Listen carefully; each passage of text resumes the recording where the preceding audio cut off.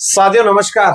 आप सभी का हार्दिक स्वागत, हार्दिक अभिनंदन गुरु कृपा के इस डिजिटल ऑनलाइन प्लेटफॉर्म पर। जैसा कि दोस्तों मैंने अनाउंस किया था कि आप सभी के लिए प्लेसमेंट करवाने के लिए या बात करें प्राइवेट सेक्टर में नौकरी पाने के लिए मैं जो है आपके लिए 7 दिन की मास्टर क्लास लेकर आने वाला हूं, जिसकी पहली क्लास आप सभी के बीच में आज शुरू करने जा रहा हूं। और दोस्तों पहली क्लास कहते हैं ना कि पहला पहला नाम है जो वो करते हैं, वो इंट्रोडक्शन से होता है। हम कहीं जाते हैं, हम कहीं आते हैं, कुछ भी करते हैं, वहां पे सबसे पहला क्या होता है, हमारा इंट्रोडक्शन होता है। तो आज पहला जो वीडियो है या पहला जो चैप्टर है वो हमारी इंटरव्यू सीरीज का होने वाला है सेल्फ इंट्रोडक्शन, यानी अपना स्वयं का परिचय। जब भी आप इंटरव्यू देने जाते हैं तो सबसे पहले इंटरव्यूअर जो होता है, यानी आपका इंटरव्यू लेने वाला, वो पूछता है आपसे क्या कि आप अपने बारे में बताइए, यानी अपने आप को एक्सप्रेस करना है, अपने बारे में बात करनी है। वो 1 से 1.5 मिनट का जो समय होता है वो इतना शानदार होना चाहिए कि अगले वाले के जो है दिमाग में और दिल में आपका जो नाम है या आपकी जो चेहरा जो है वो छप जाए। तो उसी की श्रेणी में आज हम आगे बढ़ते हैं और इस इंटरव्यू को बहुत ही धमाकेदार सफल बनाते हैं। तो इस वीडियो को जो भी लोग देख रहे हैं वो शेयर कर देना, या फिर जो है इस वीडियो को अच्छे तरीके, जो पेड कोर्स के विद्यार्थी वो अच्छे तरीके से पढ़ेंगे, इसको समझेंगे और अपना जो है रजिस्टर में इसको नोट करके और शानदार सा अपना एक इंट्रोडक्शन बनाकर जो है मुझे भी भेज सकते हैं। ठीक है, तो सबसे पहले अगर हम बात करें एक चीज की, तो सबसे पहले बात करते हैं इंटरव्यूअर। अब इंटरव्यूअर होता कौन है, तो आपको मैं बता दूं, इंटरव्यूअर होता है इंटरव्यू लेने वाला, यानी जो आपके सामने जो बैठा होता है, जो आपको क्वेश्चंस करता है, जो आपसे बात करता है, जो आपके बारे में पूछता है, आपके एजुकेशन के बारे में, आपके एक्सपीरियंस के बारे में, वर्क के बारे में, वो होता है इंटरव्यूअर। तो आपको इस चीज को समझना है। तो इंटरव्यू लेने वाला। अब बात क्या आती है कि सेल्फ इंट्रोडक्शन क्यों जरूरी है।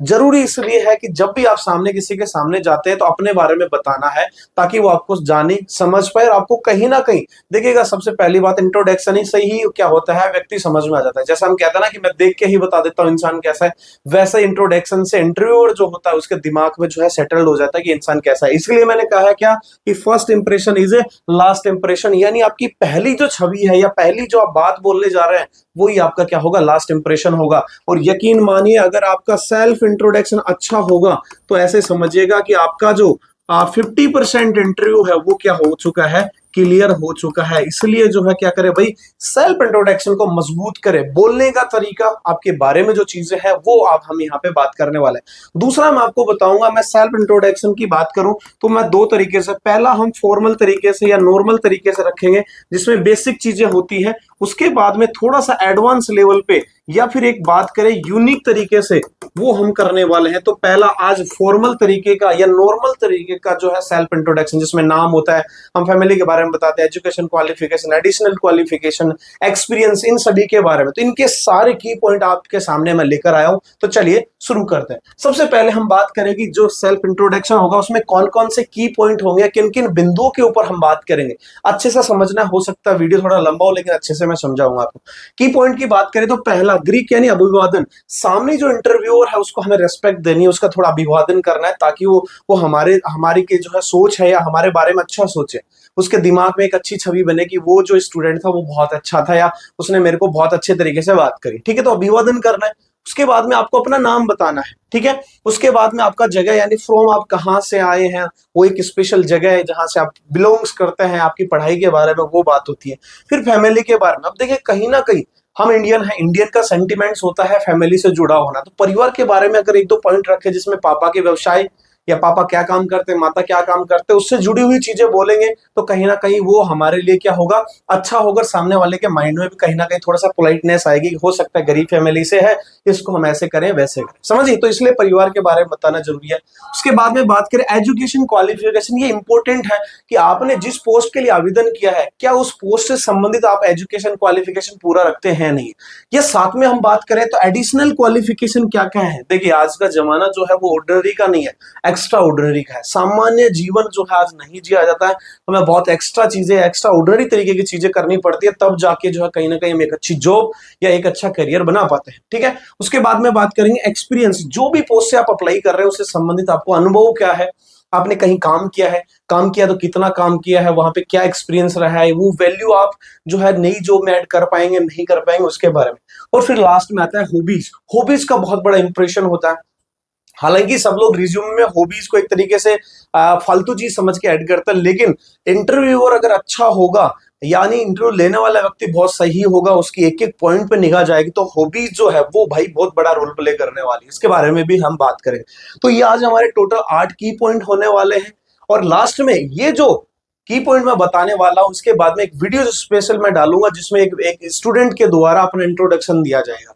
वो किस तरीके का होगा, आप ही में से जो बच्चा है वो निकल के मैं लेके आऊंगा निकाल के, और उसके द्वारा इंट्रोडक्शन कैसे दिया जाएगा उसके बारे में हम बात करें। तो वीडियो वो भी डालूंगा, तो वो भी जरूर देखें, ठीक है। तो ये 8 की पॉइंट होने वाले हैं आज हमारे टोटल। तो सबसे पहले हम बात कर रहे हैं कि चीजें जो है करनी तो है क्या, 8 पॉइंट जिनके ऊपर बात करें, लेकिन बहुत सारी चीजें ऐसी होती हैं जो सेल्फ इंट्रोडक्शन के दौरान नहीं करनी होती है, जिनके ऊपर ध्यान रखना है, जिसकी वजह से आपका नेगेटिव इंपैक्ट ना आए, तो उनकी तरफ भी ध्यान देना है। जैसे सबसे पहली बात, इधर उधर देखना।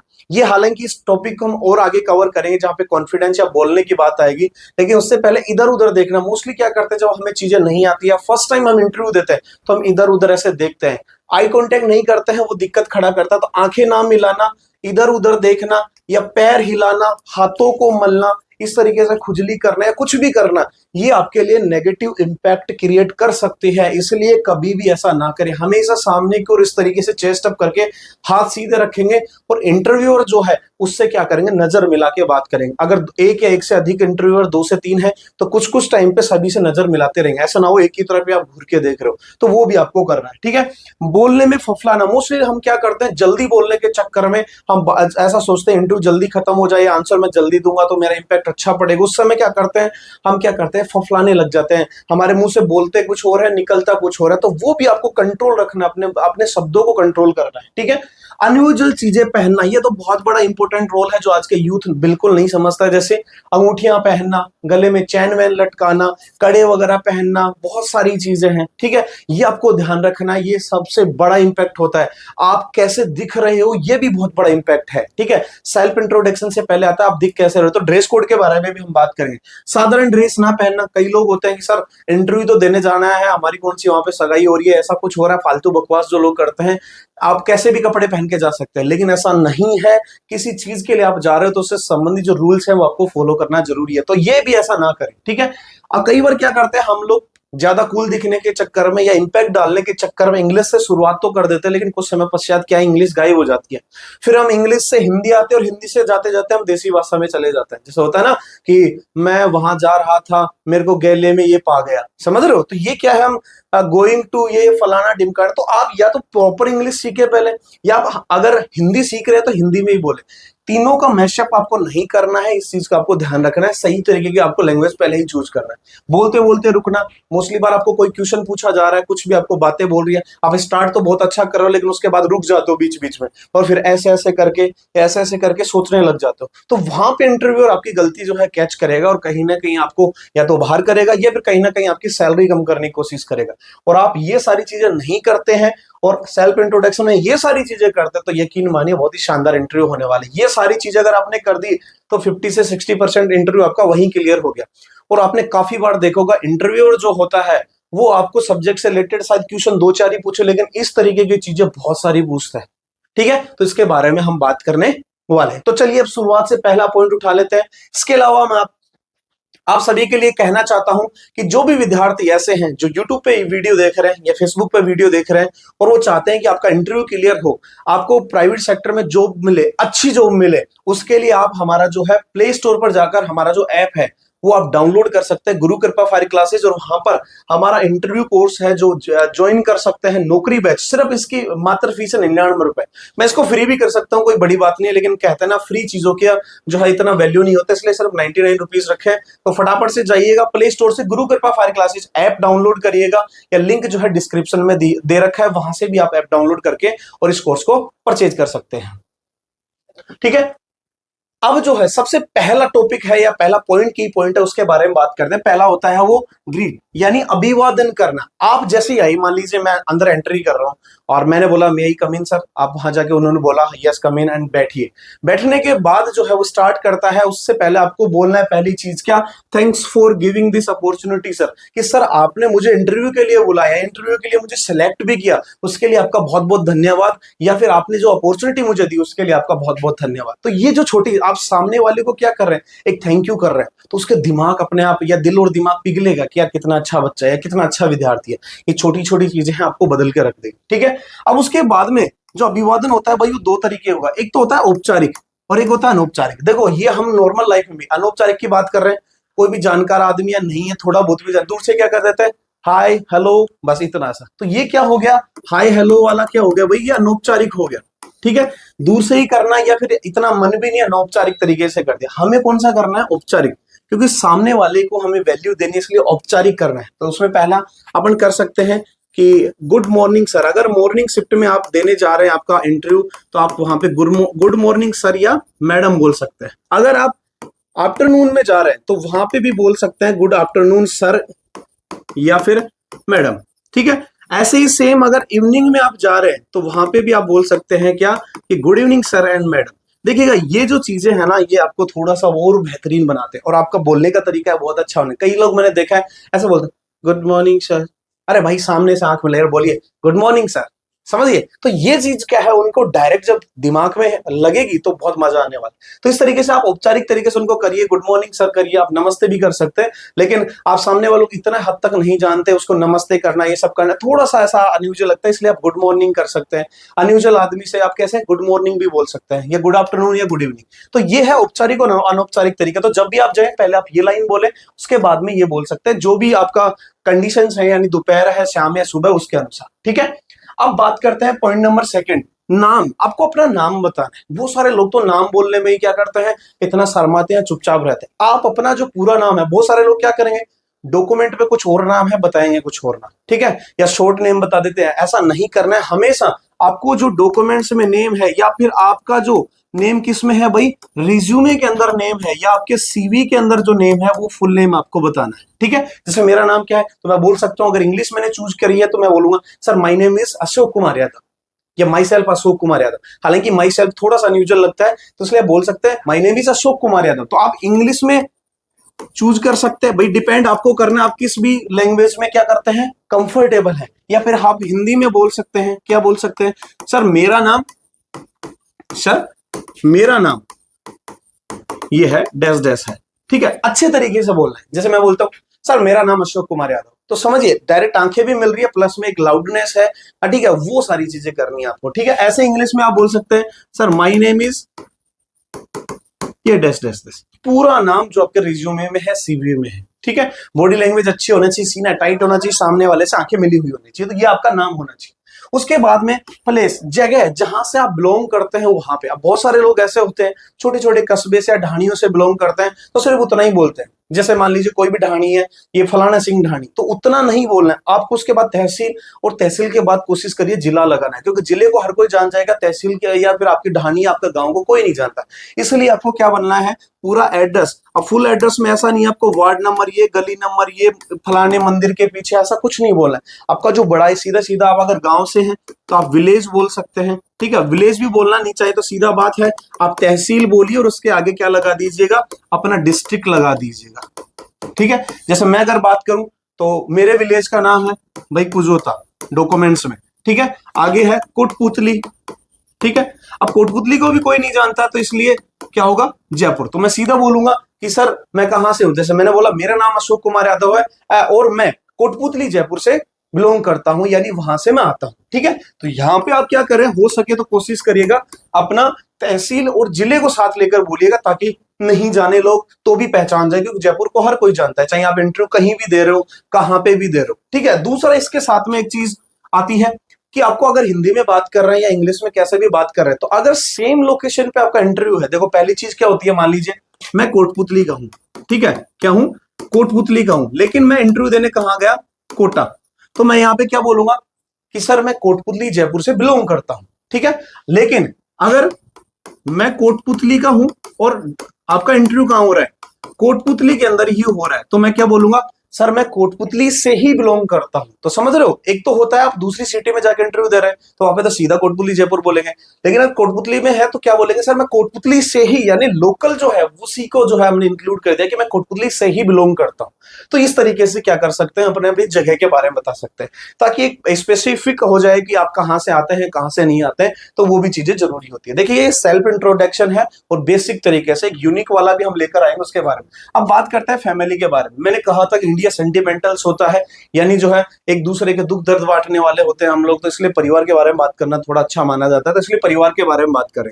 ठीक है, तो आपने खुद के बारे में बता दिया कि सर मेरा नाम ये और मैं यहाँ से बिलोंग करता हूँ। फिर आगे बताना है कि मेरे परिवार में माता पिता के अलावा, भाई आपके माता पिता तो हैं, माता पिता के अलावा आपको अपने छोटे बड़े भाई बहन या जो भी है, एक बड़ा भाई, एक बड़ा भाई व एक छोटी बहन है।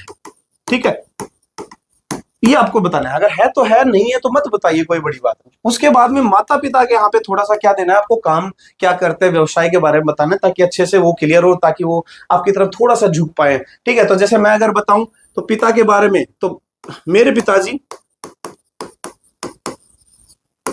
पिताजी सिक्योरिटी गार्ड का कार्य करते हैं, या सिक्योरिटी गार्ड हैं या कार्य करते हैं। तो उससे क्या होगा सामने कि यार इसके जो पिताजी हैं वो गरीब है, तो इस बच्चे को जॉब की सख्त जरूरत है, तो इसको जॉब देनी चाहिए, इसको अच्छी खासी सैलरी देनी चाहिए। ऐसे ही मेरी माताजी हाउस वाइफ है, क्या है, हाउस वाइफ है, या फिर बात करें क्या है, गृहिणी है। ठीक है, बस इतना सा बता सकते हैं मम्मी पापा के बारे में, तो यहां से चीजें निकल गए। भाई बहन के बारे में आप पूरा बताए वो क्या करता है क्या नहीं, वो बात एक अलग है। ठीक है, तो परिवार के बारे में बता सकते हैं। ठीक है, तो ये वाली चीज हो गई। उसके बाद में हम बात करते हैं एजुकेशन क्वालिफिकेशन, शैक्षणिक योग्यता। भाई ये इंपॉर्टेंट चीज है, इसके बारे में अच्छे से बात करनी है। ठीक है, अब सीधा 10th को सभी को पता है, 10th तो आज की डेट में सभी ने कर रखा है, क्वालिफिकेशन आपके पास ज्यादा से ज्यादा हो वो बेहतर होता है। ठीक है, तो देखिएगा 12th के बारे में भी आप बता सकते हैं। ठीक है, लेकिन अगर कोशिश करिए आपके पास स्पेसिफिक सब्जेक्ट है, जैसे 12th पास किससे करिए भाई, मैथ से या मैथमेटिक्स स्ट्रीम से या मैथमेटिक्स सब्जेक्ट से किया, तो वो थोड़ा सा क्या होगा, थोड़ा सा डिफरेंस एक निकल के आएगा, क्योंकि पीसीएम को या पीसीबी को थोड़ा सा कोई भी कंपनी वाले उसको थोड़ी सी वरीयता देते हैं, तो स्पेशल अगर है तो उसका जिक्र आप करिए। दूसरा, कुछ लोग ईयर ऐड करते हैं कि सन इसमें हमने ये किया। देखो इसमें एक अच्छी बात ये है, आप कर सकते हैं, लेकिन ना करें तो बेहतर। उसका रीजन मैं आपको बताता हूं। मान लीजिए आपने 12th किया, उसके बाद आप कह रहे हो कि मैंने ग्रेजुएशन किया, ग्रेजुएशन में आपने क्या किया, बीए कर सकते हैं, बीएससी, बीकॉम, कुछ भी आप कर सकते हैं, लेकिन आपने कहा कि मैंने 12th करी भाई 2020 में, उसके बाद आपने ग्रेजुएशन के लिए कह दिया कि मैंने 2025 में ग्रेजुएशन। अब 3 साल की ग्रेजुएशन है, गैप हो गया 5 साल का, तो वहां पे फिर आपको दिक्कत आएगी। वो पूछेगा बीच के 2 साल कहाँ गए भाई, तो वहां पे ये वो आइडिया लगा सकता है कि 2 साल हो सकता है इसने पढ़ाई में खराब कर दिया हो, घूमने में वेस्ट कर दी हो, या इसको कुछ आता नहीं है, फेल हो गया हो। इस तरीके से क्या है, एक वो परसेप्शन आपके बीच में बना लेता है, तो इसलिए ईयर ना बताई तो भी कोई बड़ी बात नहीं है। ठीक है, तो अगर आपने ग्रेजुएशन कर रखी है तो ग्रेजुएशन के बारे में बताया, अगर नहीं कर रखी है या अभी कर रहे हैं तो आप कह भी सकते हैं कि मैं जैसे बीए कर रहे हैं या बीएससी कर रहे हैं, सेकेंड ईयर का विद्यार्थी हूं। ठीक है, यानी आप कर रहे हैं, या फिर इसको बोल सकते हैं I am pursuing graduation. Pursuing English का वर्ड है, परसुइंग का मतलब होता है कर रहा या करना। तो higher qualification, PhD, post graduation, graduation आप कर रहे हैं तो परसुइंग बोल सकते हैं, तो ग्रेजुएशन बोल सकते हैं, उसको पोस्ट ग्रेजुएशन या जो भी आप बोलना चाहिए वो बोल सकते हैं। ठीक है, तो शैक्षणिक योग्यता के बारे में आराम से बताना है। 12वीं हो गया, ग्रेजुएशन हो गया, ये हो गया, उसके बाद में आप पोस्ट ग्रेजुएशन आपने कर रखा है, जितनी आपने चीजें कर रखी हैं उसके बारे में आप आसानी से बता सकते हैं। पोस्ट ग्रेजुएशन के बारे में बता सकते हैं, आप पीएचडी वगैरह जो भी आप कर रहे हैं उसके बारे में बता सकते हैं। तो क्वालिफिकेशन जो एजुकेशन क्वालिफिकेशन पे अच्छा खासा जोर देना है, अच्छे से बताना आपको खुल के, और ऐसा नहीं है कि इसमें घिलमिल कर रहे हैं, इसका ऊपर इसका नीचे, अच्छे तरीके से सेपरेट पार्ट वाइज आपको बताना है। अब आता है एडिशनल क्वालिफिकेशन। अब चूंकि मान लीजिए हम क्या कर रहे हैं, या तो फायरमैन के लिए अप्लाई कर रहे हैं, ठीक है, या फिर फायर ऑफिसर के लिए अप्लाई कर रहे हैं, बहुत सारी पोस्ट है हमारे पास, सेफ्टी ऑफिसर है, ठीक है, सेफ्टी ऑफिसर है, या फायर सेफ्टी इंजीनियर है, ठीक है, या फायर सेफ्टी टेक्नीशियन, इस तरीके की बहुत सारी पोस्ट है। तो अभी क्या करना है, हमें इनसे रिलेवेंट क्या करनी है भाई, क्वालिफिकेशन यहाँ पे ऐड करनी है।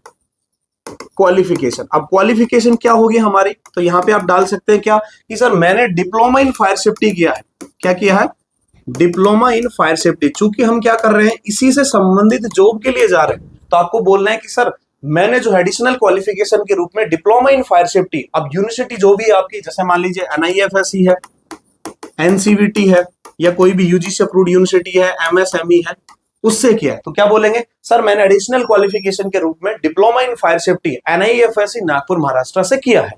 ठीक है, तो ये आपके एडिशनल क्वालिफिकेशन हो। उसके साथ साथ एडिशनल क्वालिफिकेशन में आप ऐड कर सकते हैं जैसे कंप्यूटर। देखिएगा भाई आज की डेट में कंप्यूटर का कार्य बहुत ज्यादा आना जरूरी है, क्योंकि आज जो भी है रिपोर्ट बनती है, ठीक है, आप सेफ्टी से कोई भी रिपोर्ट सबमिट करें तो कंप्यूटर से ही काम करते हैं, तो कंप्यूटर के बारे में नॉलेज होना बहुत जरूरी है। तो इसलिए आप कह सकते हैं कि मैंने कंप्यूटर में कोई भी, आप RACIT कोर्स हो गया, CCC हो गया, ठीक है, आप और भी कोई आपने MS ऑफिस का कोई कोर्स कर रखा है, या फिर आपने पावर पॉइंट का कर रखा है, तो वो आपको यहाँ पे ऐड करना है। क्या कि मैंने एडिशनल क्वालिफिकेशन के रूप में कंप्यूटर से संबंधित RACIT 3 माह का कोर्स मैंने कंप्लीट किया है। उसके अलावा आपके पास अगर और एडिशनल क्वालिफिकेशन, जैसे आपने काफी बार ऐसा देखा होगा 6 मंथ का कुछ स्पेशल आपने कोर्स कर लिया, जैसे वेब डेवलपमेंट का कर लिया, ठीक है, इसके अलावा आपने PGDCA कर लिया, या और कोई भी कहीं पे आपने कोई भी डिप्लोमा कर रखा है, वो डालिएगा जरूर, क्योंकि हो सकता है कंपनियों में काफी बार ऐसे रिक्वायरमेंट्स होती हैं जो आपके एडिशनल क्वालिफिकेशन से मैच खा जाती हैं। तो उससे क्या होगा,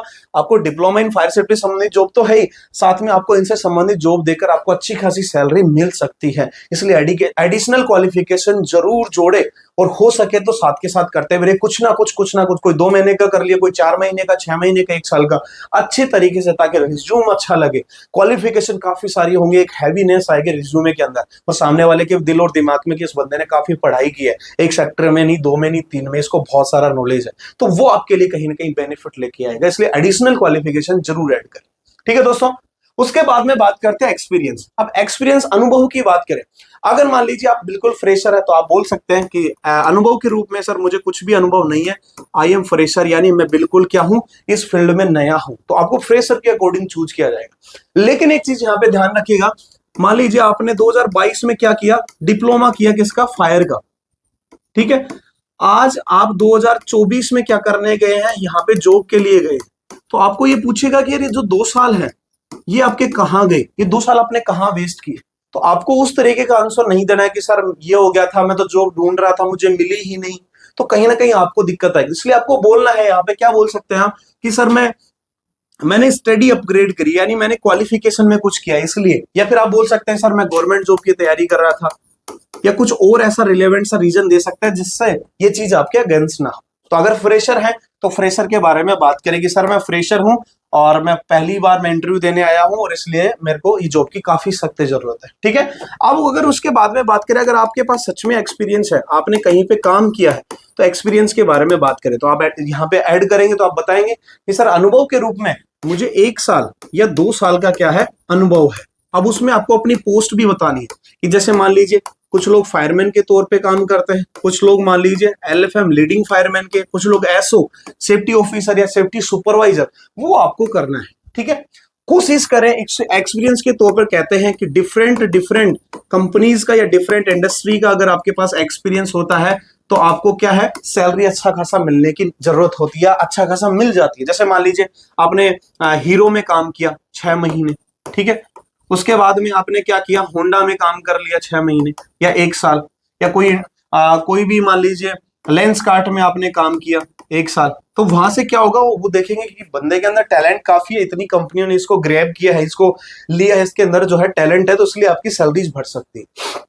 लेकिन इसका एक डिसएडवांटेज भी मैंने काफी बार देखा है, उनका क्वेश्चन आता है कि आपको जब जॉब मिल गई तो आप बार बार कंपनियां क्यों चेंज करते हैं। ठीक है, बार बार कंपनियां क्यों चेंज करते हैं, आप हो सकता है आप हमारी कंपनी भी, आप हमारी जो प्लांट है उसको भी छोड़कर जा सकते हैं, तो इसलिए आप आंसर दे सकते हैं कि सर मुझे सैलरी इंक्रीमेंट के लिए चाहिए था, मुझे अलग या दूसरी जगह से मुझे क्या है, एक अच्छे पद का ऑफर आ रहा था, सर लाइफ में हर कोई आगे बढ़ना चाहता है, इसलिए मुझे एक प्रमोशन मिल रहा था या मुझे सैलरी इंक्रीमेंट मिल रहा था, इसलिए मैं गया। ठीक है, इस तरीके की अच्छी बातें करें, ध्यान रखिएगा कभी भी उन कंपनीज की बुराई ना करें कि वहां पे मेरे HR से नहीं बनी, मालिक ने मुझे ये बोल दिया वगैरह वगैरह, तो उससे क्या होगा, उस कंपनी पे भी वही सेम असर आएगा, कल की डेट में हमारे साथ कुछ ऐसा हो गया तो ये छोड़ के जा सकता है। ठीक है, आप बोल सकते हैं कि सर वहां पे मेरे को क्वालिफिकेशन अपग्रेड करने का मुझे मौका मिला, वहां पे कंपनीज की तरफ से मान लीजिए मुझे कोई क्वालिफिकेशन या कोई भी डिप्लोमा डिग्री करवाया जा रहा था या कोई और सुविधाएं दी जा रही थी, तो उनके बारे में आप कह सकते हैं।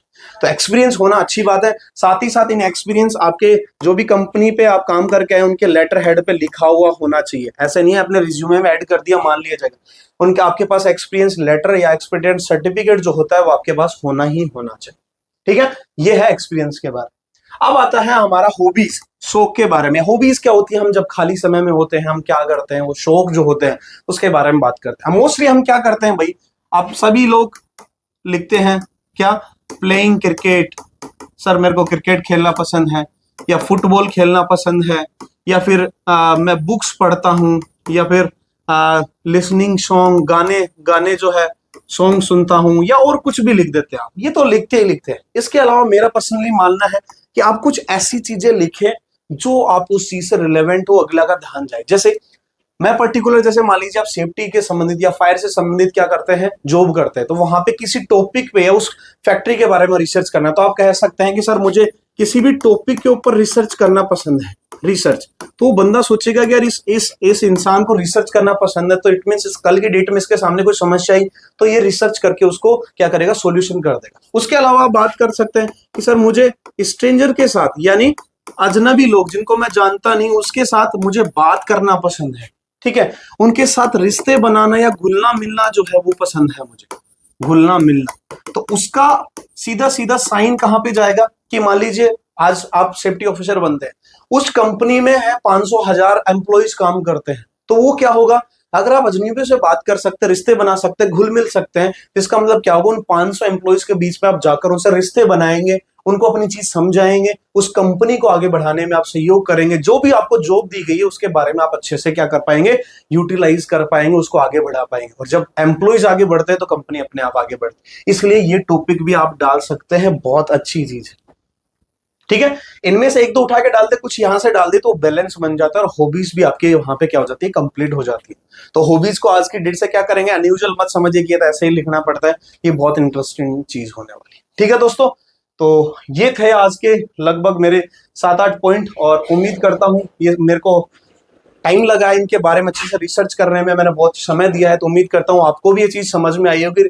यकीन मानिए ये सब सारी चीजें अगर आप डिटेल में अच्छे से कर लेते हैं और अपना एक सेल्फ इंट्रोडक्शन 1 से 1.5 मिनट का तैयार कर लेते हैं, यकीन मानिए 50% आपका वहां पे क्या, वहां पे आपका इंटरव्यू क्लियर हो जाएगा। ये मेरा मानना है पर्सनल, ये काफी हद तक काम किया। मेरे जो स्टूडेंट है उसको मैंने बहुत अच्छे से सिखाया और वो इसकी मदद से यहाँ पे नौकरी भी लगे अलग अलग जगह पे। ठीक है, तो उम्मीद करता हूँ ये वीडियोस आपको पसंद भी आया होगा, और पसंद आया हो तो आप सभी को पता है क्या करना है, प्यार जरूर देना है और एक थम्स अप देना है, एक अच्छा सा प्यारा सा कमेंट करना है हमारी मेहनत के लिए जो हम आप सभी के लिए करते रहते हैं। ठीक है, तो मैं मिलूंगा जल्दी इसके सेकंड पार्ट के लिए, तब तक के लिए जय हिंद, जय भारत।